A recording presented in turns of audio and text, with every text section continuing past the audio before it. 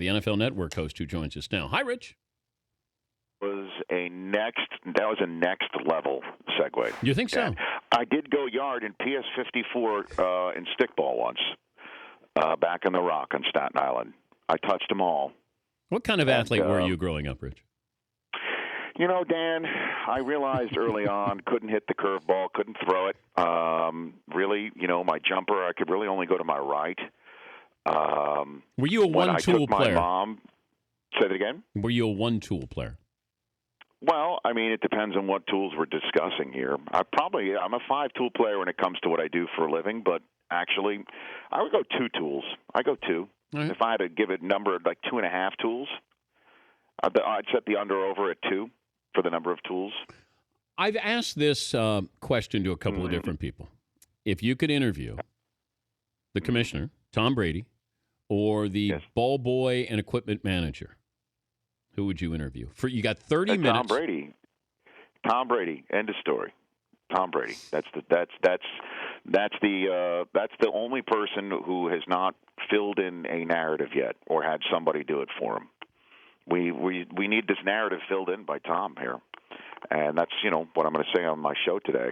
It's time to hear a narrative of some sort, and I'm clearly his people are gearing up on the legal front, but there's a PR front that needs to be waged as well, and it does not seem that he's waging it right now, or his legal staff is saying that that's another front that needs to be. You'll deal with that another time. And right now, Ted Wells is filling the narrative spot for all of us in the media. And that's about it. That's about it in terms of Brady and what happened here. And our shows, your show, my show, every NFL Network, the worldwide leader keeps replaying that soundbite of him being asked if he's a cheater, and his answer is, "I don't think so. I don't really know. I don't believe so." Mm-hmm. And so, we've heard from his dad, we've heard from his lawyer, agent. We're waiting to hear from Tom, and I'd love to interview him. Yeah, I'd rather, because he's too polished. I would make more headway with the ball boy, with Jim McNally. If I had a chance, I'd have a better chance of finding some cracks in there. He's not media savvy. Well, what do you think, Dan? I mean, the narrative really is with him, the story, what happened with him. Do you think Brady really sat him down at some point and say, stick a pin in the damn ball and do it every day before I play a football game? Do you really believe Tom Brady did that? Well, do you believe that they did it? By the way. You don't believe Brady had anything to do with this? It's not that I say it had anything to do with it, that Tom Brady never told this guy from New Hampshire, Jim McNally, whatever you get, take a pin. I don't care. Take a pin, stick it in the footballs. Because it seems to me that Brady had no contact with this guy. Okay, but you can go through. When you read the text and the way that he talks about Brady, it's clearly about a guy that he feels has not given him any respect or knows who he really is. I mean, when he goes back. But he doesn't have to go through him, though, Rich. He'll go through the guy he trusts. Jastrzemski is the guy he's known for a decade. He would be the guy you go to. Do you believe so? So what are you interviewing Jim McNally about? He may say, Tom never told me, but the assistant equipment manager told me, and I told him what I was doing. Assistant equipment manager, and you believe Brady told the assistant equipment manager, stick a pin in the ball. He probably said, find a way to have those footballs to my liking. Or I'm cool. Here's the most plausible scenario to me, if we are spitballing here, which we clearly are on live radio and TV.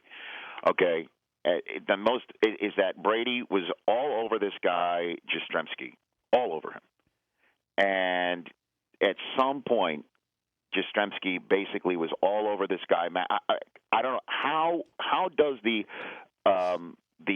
guy who's in charge of the locker room for the officials, who essentially makes sure that Walt Anderson's gear is all set for him, how does he get involved with the quarterback and dealing with footballs?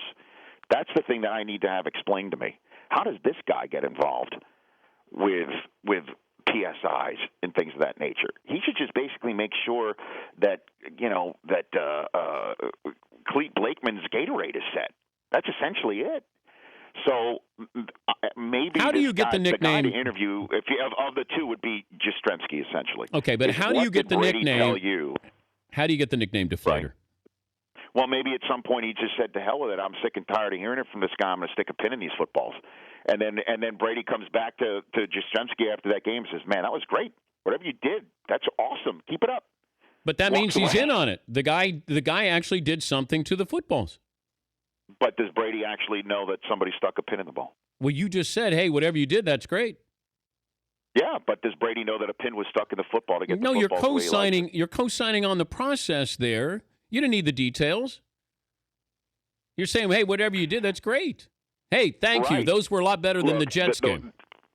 The issue is with all of this that needs to be explained to me is why didn't Brady turn his phone over?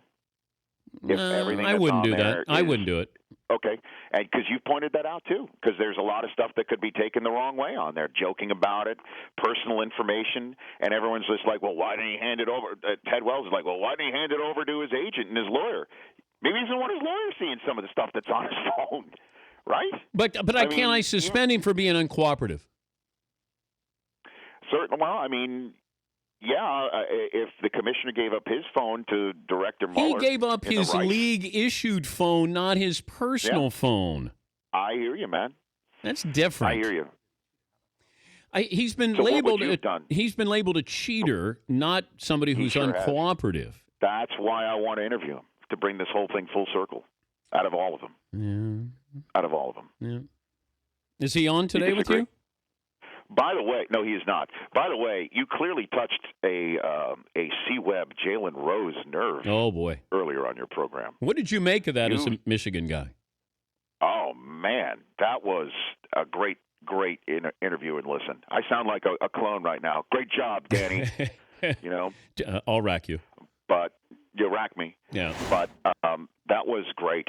I mean, because he basically said Jalen was pumping up his resume. Yeah. At Hollywood. the benefit of the rest of the There was tension. There was like true tension there. There's no doubt about it. Whew. No question about that. And that was a great time as a Michigan fan. But I was there, in Ann Arbor. I drew the short straw at the Michigan Daily Sports Editors Group at the time to close the newspaper the night Ramil hit the free throws against Seton Hall. Oh, boy. Running across campus while everyone else was partying to go actually close the Michigan Daily newspaper. So that was an incredible time. And then to see basically Steve Fisher go ahead and get those recruits and go up against Duke and try to throw, haymakers at Duke and then North Carolina. It was just a great time. And I laughed out loud when I heard what he said about Ty Lue. But he's right. I wish Ty Lue was on the sideline 20 years ago, too. Seton. Hold on. I love Chris. Chris came on my show a couple weeks ago, and we talked about how Bo Schembechler tried to recruit him for football. He was a tight end at Detroit Country Day also. And standing on the sideline, he was on the sideline. He told me of the game, my first game covering the Michigan football team for the Michigan Daily, which is when Rocket Ishmael ran back 2 touchdowns the opening half and second half against Michigan for Notre Dame in Bo's final season as a recruit for Bo's football team. He's a fascinating Michigan figure. Yeah, he is. Seton, you okay with Rich bringing up the Seton Hall, Michigan ending? I'm not really sure why he's taking such a personal attack at me on the air. I mean, that was a shot. I didn't know that. I didn't know. Look, Seton, I didn't know it was a personal attack at you. Well, his name is Seton. Well, I know, but does that mean that your Berman nickname is Seton Hall O'Connor? Is that what that means? Well, pretty much. He's named after Seton Hall. Oh boy.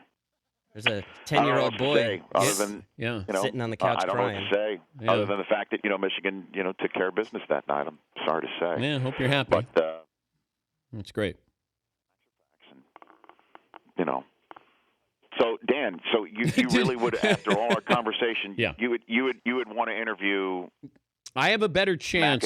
McNally or Jastrzemski? Both. If I get them both, I want them both together. Or if you said I could have Brady or the commissioner, I would take the ball boy and the equipment manager. I don't think you're going to get access to them, Dan. I don't know. I know that. Okay, if they're innocent, why have they been suspended indefinitely? Great question. These are all great questions. And that's the part about this that I think lights up the phone banks. And I was at a charity event last night. Everyone just wants to talk about this. It just really is nonstop right now. I know. I mean, and because there's no definitive answer. Even with this millions upon millions of dollars report, that's what Ted Wells, one of the first questions he was asked in his media availability yesterday is, are you billed by the hour, or how are you being billed? He admitted he's been billed by the hour, and the cost was in the millions. Yeah, it was $5 million for this report, and there's still nothing concrete about it, where somebody can sit here and say you were caught red-handed, Tom Brady. He wasn't. There's nothing absolutely concrete in there. And you could sit here and say in a court of law, well, it depends on what court of law. You don't have to have, in a civil suit. Beyond a reasonable doubt. In a civil suit. Beyond reasonable doubt. Civil suit that this is what he was saying. All right, I got to run. Who's on the show today? It's more probable than not that the star of Mike and Molly, the man who plays Mike, Billy Gardell, big Steelers fan, he's in studio. Rick Schroeder's got a great new show called The Fighting Season that's on our network, The Audience, Channel 239. He was embedded with a group of soldiers in Afghanistan for 3 months. He's in studio. Also, Albert Breer to talk about all of this Deflategate. And we're going to check on, before tonight's Game 7, DP, Elko. Linda Cohn? Oh, my goodness. Yes, indeed. We'll check on with her before her Rangers take on Game 7 tonight. That'll be top of the hour, Rich Eisen Show. Thank you, Rich. Attaboy. That's Rich Eisen.